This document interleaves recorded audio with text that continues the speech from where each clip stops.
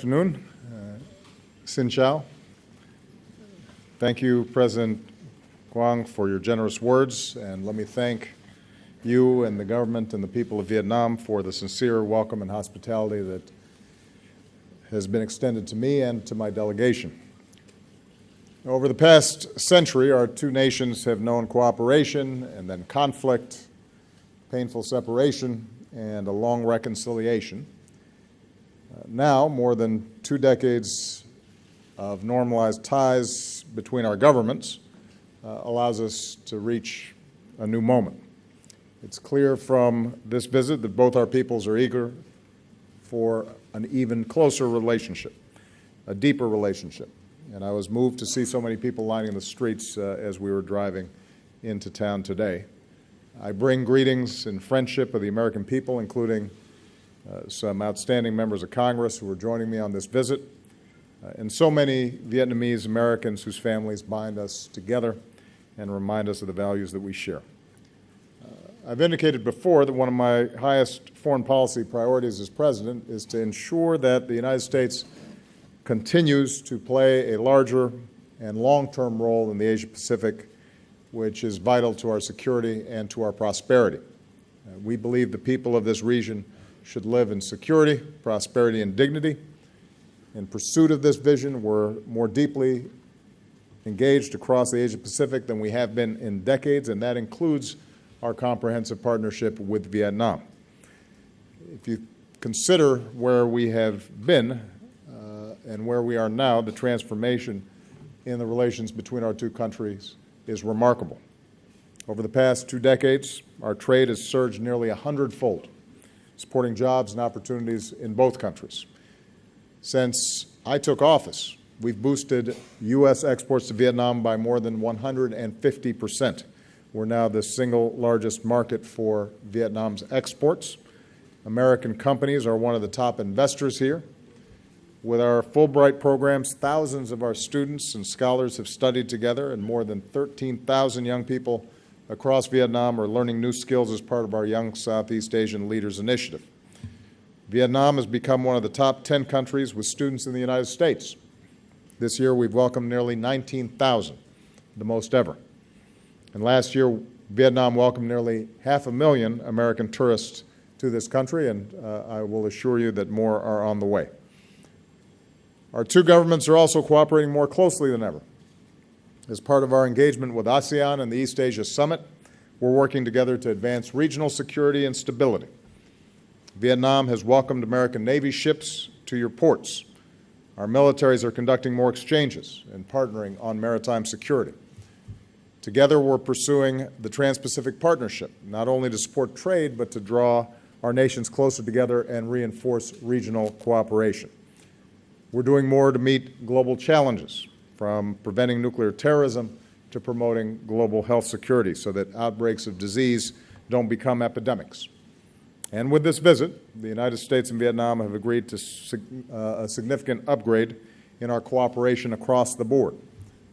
We're taking new steps to give our young people the education and skills that they need to succeed. And I'm very pleased that for the first time, the Peace Corps will come to Vietnam. Our Peace Corps volunteers will focus on teaching English, and the friendship that our people forge will bring us closer together for decades to come. America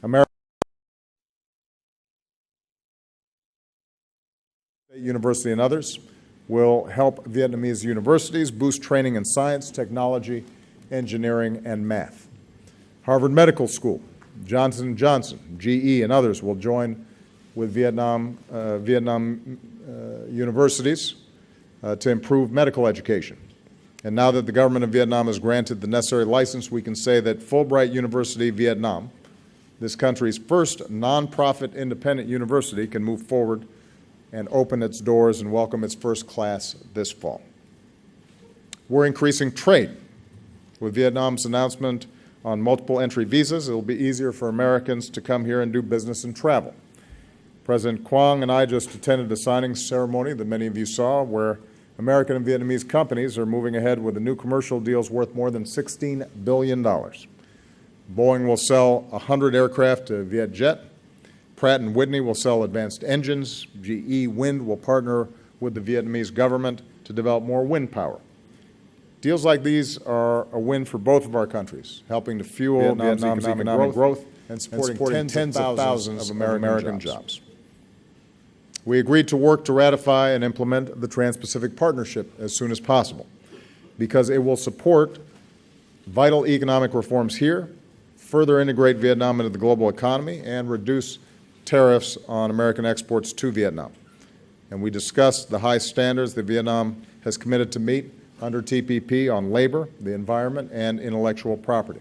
And I conveyed that the United States is prepared to offer technical assistance to Vietnam as it works to fully implement these standards so that TPP delivers the benefits that our peoples expect.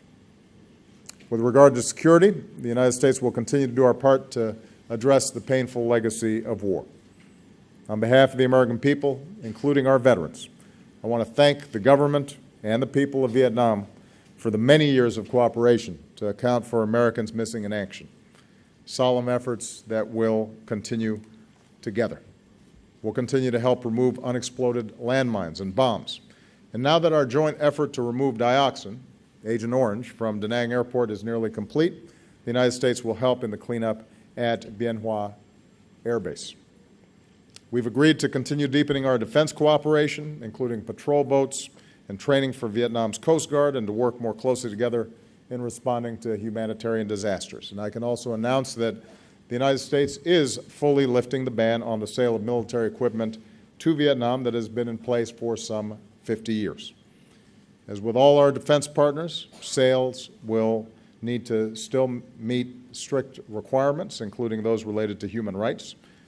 But this change will ensure that Vietnam has access to the equipment it needs to defend itself, and removes a lingering vestige of the Cold War.